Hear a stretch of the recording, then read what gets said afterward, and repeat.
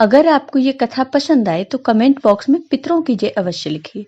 साथ ही अगर आपने अभी तक मेरे चैनल को सब्सक्राइब नहीं किया तो सब्सक्राइब कर लीजिए और बेल आइकॉन पर क्लिक जरूर कीजिए, जिससे हमारे वीडियो के नोटिफिकेशन आपको मिलते रहें।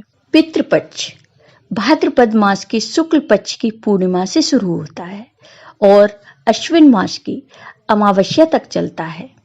पितृपक्ष में पूर्वजों की आत्मा की शांति के लिए पूरे विधि विधान से अनुष्ठान किए जाते हैं। पितृपक्ष में किए गए तर्पण से पूर्वजों का आशीर्वाद मिलता है और घर में हमेशा सुख शांति बनी रहती है। इन 16 दिनों में परिवार के उन मृत सदस्यों के लिए श्राद्ध किया जाता है जिनकी मृत्यु शुक्ल और कृष्ण पक्ष प्रतिपदा में हुई थी। यह पूर्वजों को ये बताने का एक तरीका है कि वो अभी भी परिवार का एक अनिवार्य हिस्सा हैं। लेकिन क्या आप जानते हैं कि पितृपक्ष में श्राद्ध कर्म की शुरुआत कैसे हुई थी? पितृपक्ष में श्राद्ध की शुरुआत महाभारत काल से चली आ रही है। श्राद्ध कर्म की जानकारी भीष्म पितामह ने युधिष्ठिर को दी थी। इसके पीछे की पूरी क्या कहानी है, आइए हम आपको बताते हैं। महाभारत के अनुसार सबसे पहले महातपस्वी अत्रि ने महर्षि निमि को श्राद्ध के बारे में उपदेश दिया था। इसके बाद महर्षि निमि ने श्राद्ध करना शुरू कर दिया। महर्षि को देखकर अन्य ऋषि मुनि भी श्राद्ध करने लगे। लगातार श्राद्ध का भोजन करते करते देवता और पितर पूर्ण तृप्त हो गए। पुराणों में भी पितृपक्ष को बहुत अधिक महत्व दिया गया है। कई सारी पौराणिक और लोक कथाओं में भी इसका वर्णन है, लेकिन बहुत कम लोगों को यह पता होगा कि महाभारत में श्राद्ध क्यों किया गया। बता दें कि पितृपक्ष में श्राद्ध की शुरुआत महाभारत काल से चली आ रही है।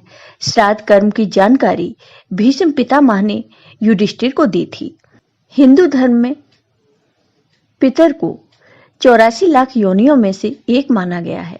मान्यता है कि विभिन्न लोकों में रहने वाले ये दिव्य आत्माएं संतुष्ट होने पर व्यक्ति पर अपना आशीर्वाद बरसाती हैं, जिससे मनुष्य को धन, यश, कीर्ति आदि की प्राप्ति होती है और कुल की वृद्धि होती है।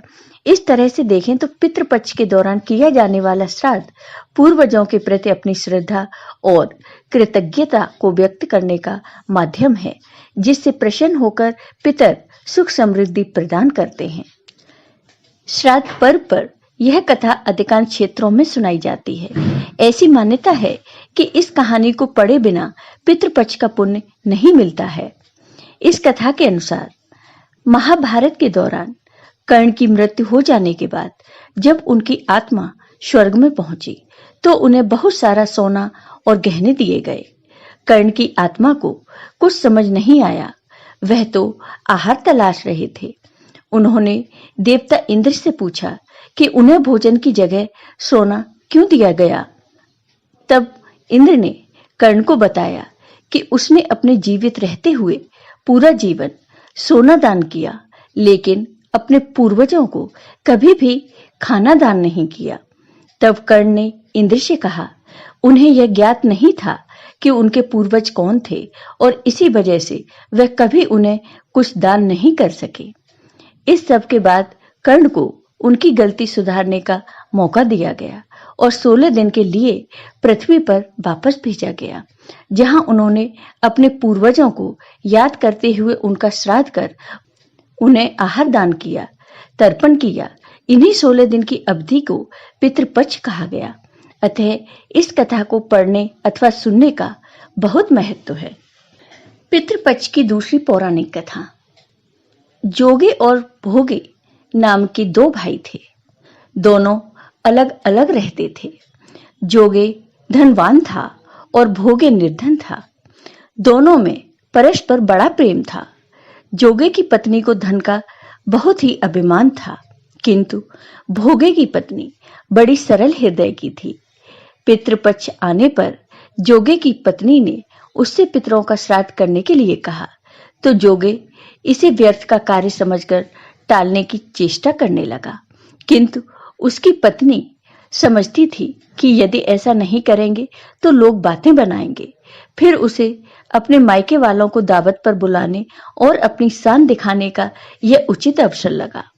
अतः वह बोली, आप शायद मेरी परेशानी की वजह से ऐसा कह रहे हैं, किंतु इसमें मुझे कोई परेशानी नहीं होगी। मैं भोगे की पत्नी को बुला लूंगी, दोनों मिलकर सारा काम कर लेंगी। फिर उसने जोगे को अपने पीहर न्योता देने के लिए भेज दिया। दूसरे दिन उसके बुलाने पर भोगे की पत्नी सुबह सुबह आकर काम में जुट गई। उसने रसोई तैयार की, अनेक पकवान बनाए। फिर सभी काम निपटाकर वह अपने घर आ गई। आखिर उसे भी तो पितरों का श्राद्ध तर्पण करना था। इस अवसर पर न जोगे की पत्नी ने उसे रोका, न वह रुकी। शीघ्र ही दोपहर हो गई। पितर भूमि पर उतरे। जोगे भोगे के पितर पहले जोगे के यहाँ गए तो क्या देखते हैं कि उसके ससुराल वाले वहां भोजन पर जुटे हुए हैं। निराश होकर वे भोगे के यहाँ गए। वहां क्या था, मात्र पितरों के नाम पर अग्यारी दे दी गई थी। पितरों ने उसकी राख चाटी और भूखे ही नदी के तट पर जा पहुंचे। थोड़ी देर में सारे पितर इकट्ठे हो गए और अपने अपने यहाँ के श्राद्धों की बड़ाई करने लगे। जोगे भोगे के पितरों ने भी अपनी आप बीती सुनाई।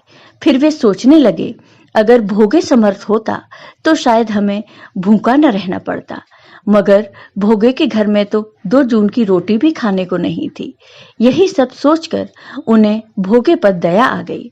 अचानक वे नाच नाच कर गाने लगे, भोगे के घर धन हो जाए, भोगे के घर धन हो जाए। सांझ होने को हुई। भोगे के बच्चों को कुछ भी खाने को नहीं मिला था। उन्होंने अपनी माँ से कहा, माँ भूख लगी है। तब उन्हें टालने के लिए भोगे की पत्नी ने कहा, जाओ आंगन में हौदी औंधी रखी है, उसे जाकर खोल लो और जो कुछ मिले बांटकर खा लेना। बच्चे जब वहां पहुंचे तो क्या देखते हैं कि हौदी मोहरों से भरी पड़ी है।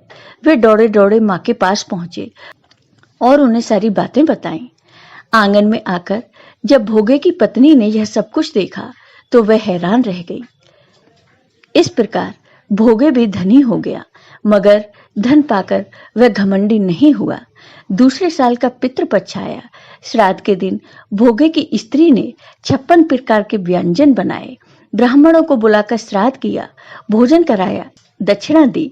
जेठ जेठानी को सोने चांदी के बर्तनों में भोजन कराया। इससे पितर बड़े प्रसन्न तथा तृप्त हुए। जय हो पितृदेव की।